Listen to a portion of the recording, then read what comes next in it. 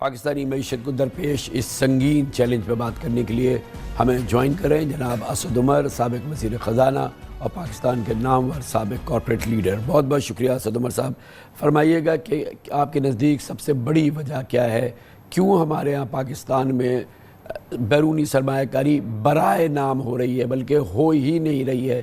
اتنا لاس of confidence یا اعتماد نہ ہونا پاکستان پر، اس کی کیا وجہ ہے؟ کیونکہ ہمارے اطراف میں تو بیرونی سرمایہ کاری بہت ہو رہی ہے اور ہمارے ہاں مگر برائے نام بھی نہیں ہو رہی۔ جی کامران بھائی، اس کی دو تین وجوہات ہیں۔ ایک جو سب سے بڑی وجہ یہ ہے، جس کی سب سے بڑی وجہ کہنا چاہیے، ایک بہت بڑی وجہ یہ ہے جس کا بہت ذکر بھی کیا جاتا ہے کہ کاروبار کرنے کی مشکلات پاکستان کے اندر جو ہیں، جو ایک ورلڈ بینک کا as of doing business index بھی ہوتا ہے، یعنی کسی ملک کے اندر ایک کاروبار کو بنانے کے لیے اور اس کے بعد اس کو چلانے کے لیے کتنی آسانی ہے، یہ کتنی مشکلات ہیں، تو اس کے اندر آپ دیکھتے ہیں کہ پاکستان جو ہے ان ممالک کی فہرست میں آتا ہے جہاں کاروبار کرنا مشکل ہے۔ اور اس کا نتیجہ یہ ہے کہ صرف بیرونی سرمایہ کاری نہیں ہے، ہم بیرونی جو اس کی وجوہات ہیں اس پہ آتے ہیں، لیکن ابھی جو پچھلا یہ سال جو چل رہا ہے، جاری سال، اس کا جو تخمینہ لگایا گیا ہے پاکستان میں سرمایہ کاری کا مجموعی طور پہ، وہ 13.1% ہے معیشت کے سائز کا، جو پچھلے 50 سال کی سب سے کم سرمایہ کاری کی سطح ہے۔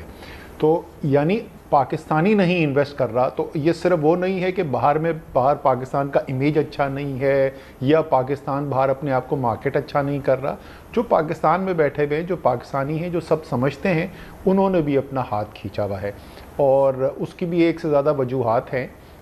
ایک تو جیسے میں نے کہا کہ ایف پی آر کے مسائل، بجلی کے مسائل، بجلی جو مہنگی ہوتی چلی گئی ہے وہ ایک بہت بڑی وجہ بنتی جا رہی ہے، خاص طور پہ مینوفیکچرنگ کے لیے، کہ آپ مقابلہ کیسے کریں گے جب بجلی کی قیمتیں اتنی تیزی سے بڑھتی چلی جائیں گی۔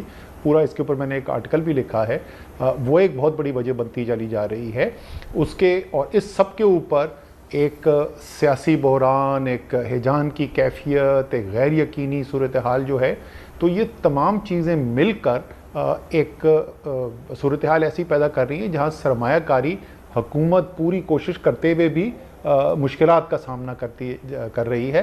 آخری جو فورن انویسٹمنٹ سے ریلیٹڈ جو میں آپ کو خاص طور پہ جس کا ذکر کرنا چاہتا ہوں، جس کے اوپر بالکل بات نہیں ہوتی ہے، دیکھیں دنیا میں اس وقت زیادہ تر جو ملٹی نیشنلز ہیں جو ڈومینیٹ کرتی ہیں بشمول نئی جو ٹیکنالوجیز ہیں ان کی، بٹ اس کے علاوہ بھی پرانی فائنینشیل سروسز کے اندر، مینوفیکچرنگ کے اندر، کیمیکل پیٹروکیمیکل انڈسٹری کے اندر، وہ مغربی دنیا سے تعلق رکھتی ہے۔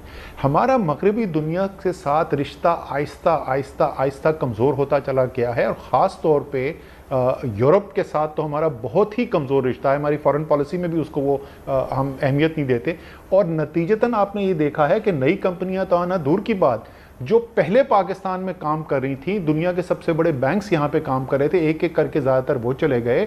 پاکستان میں آئل مارکیٹنگ کمپنیز چلی گئیں، کیمیکل کمپنیز چلی گئیں، ایئر لائنز جتنے یہاں پہ ویسٹرن آپریٹ کرتی تھی انہوں نے آپریشن کم کر دیے۔ یہ ایک بہت بڑا کرائسس ہے جس کی طرف ہم توجہ نہیں دے رہے۔ تو یہ 3-4 مختلف چیزیں مل کے نتیجہ وہ نکل رہا ہے جو آپ نے بالکل درست کہا کہ صرف ایک سال کی بات نہیں ہے۔ ایکچولی اگر آپ دیکھیں نا کامران بھائی، 2008 کے بعد سے تقریباً 15 سال کا عرصہ ہو گیا ہے کہ پاکستان سٹرگل کر رہا ہے، ہمیں ایف ڈی آئی نہیں مل رہا، اور اس میں اب ہمارے لیے تو ڈبل جیپٹی دگنا مسئلہ ہے کہ جو فریش انویسٹمنٹ آ نہیں رہی اور جو ہمارے ہاں تھی وہ ایگزٹ کر رہی ہے بہت تیزی سے۔ لوگ، آپ نے تمام سیکٹرز کا نام لیا، اس میں فارما سیکٹر بھی ایک بہت امپورٹنٹ سیکٹر ہے، اور اس طرح کی پوری صورتحال کے اندر ہمارے لیے تو بہت ایک بحرانی کیفیت ہے اسد بھائی کہ فورن انویسٹمنٹ آ نہیں رہی اور جو ہے وہ جا رہی ہے۔ اس کی بنیادی وجوہات جو آپ 1 2 3 کر کے گنا سکیں۔ جی کچھ تو آلریڈی جس کا میں ذکر کر چکا ہوں۔ دوسرا جو ایک اور چیز جس کی وجہ سے پاکستان میں اب سرمایہ کاری آنے میں پرابلم ہو رہی ہے کہ بحیثیت مجموعی پاکستان کی معیشت وہ چیزیں پیدا نہیں کر رہی ہیں جس کی عالمی منڈی میں ضرورت ہوتی ہے۔ تو پاکستان میں جو انویسٹمنٹ کے لیے دیکھتا ہے تو وہ صرف پاکستان کی مارکیٹ کو دیکھتا ہے۔ پاکستان کی مارکیٹ ٹوٹل کوئی 300-350 بلین ڈالر کی مارکیٹ ہے۔ عالمی منڈی جو ہے وہ $80 ट्रिलियन से ज़्यादा बड़ी मार्केट है, तो तकरीबन 100 ट्रिलियन के करीब शायद पहुंच गई है। तो वो जो इतना बड़ा सैलाब है उसके अंदर जो जिन चीज़ों की तजारत हो रही है, पाकिस्तान उसका हिस्सा ही नहीं है। तो एक बहुत छोटा सा स्लाइस है जो पाकिस्तान की मार्केट है। तो पाकिस्तान में जब कोई सरमायाकारी के लिए देखता है तो सिर्फ उन चीज़ों को, उन इंडस्ट्री को देखता है जहाँ के पाकिस्तान के अंदर खपत है। तो पाकिस्तान में इस वक्त मल्टीनेशनल ऑपरेट कौन सी कर रही हैं, जो कोका कोला बेचती है या पेप्सी कोला बेचती है या टॉफ़ियाँ बना रही है, यानी कंज्यूमर प्रोडक्ट्स बेसिकली, क्योंकि 25 करोड़ लोग हैं तो खपत जो है कंज्यूमर प्रोडक्ट की हो जाती है। टेक्नोलॉजी का कोई बेस नहीं है यहाँ पे, इलेक्ट्रॉनिक इंडस्ट्री है नहीं। तो जब तक आप मईशत को मजमूई तौर के ऊपर इस नई दुनिया की जो हकीकत है, एक नॉलेज इकॉनमी है, ज़्यादा एक वैल्यू एडेड इकॉनमी है दुनिया, आप उसकी तरफ नहीं लेके जाएंगे तो पाकिस्तान की तरफ कोई क्यों देखेगा। तो ये जो अभी अब की सूरत हाल है असद भाई, इसको कैसे हम आनन फानन तो ठीक नहीं कर सकते। हमारे साथ तो मसला ये है कि जो हमारे डोनर दोस्त हैं, जो कि सऊदी अरेबिया, कतर, UAE, वो भी जब है वो उनकी तरफ से प्लेजेस तो ज़रूर आते हैं, मगर हम अमली सरमायाकारी नहीं देखते, जिसकी खुद वजाहत की है वज़ीर आज़म साहब ने कि हमारे पास मंसूबे नहीं हैं। और अब शायद दुनिया वो डोनर मेंटालिटी से बाहर है। वो अब हम खुद भी कहते हैं कि हमें अतिया ना दो, हमें हमारे यहाँ सरमायाकारी करो। इसके लिए लगता ये है कि हम बिल्कुल बुरी तरह से तैयार नहीं हैं सही तरह से। और यही वजह है कि PIA जैसी चीज़ जो हम जब लश्करी का लेकर आए तो उसमें बिल्कुल हमें बैनुल-अक़वामी दिलचस्पी नज़र नहीं आई। साइज़ ही कोई नहीं ना मार्केट का आपके बीच का प्रॉब्लम। इनका जो मशरिक़ वस्ता के ममालिक हैं, इनका ख़ास तौर पे एक और मसला है, और वाकई में कतर ने भी इंटरेस्ट कई साल से शो किया है, वो वाकई पाकिस्तान में सरमायाकारी करना चाहते हैं। सऊदी अरेबिया ने तो बहुत ज़्यादा इंटरेस्ट लिया है।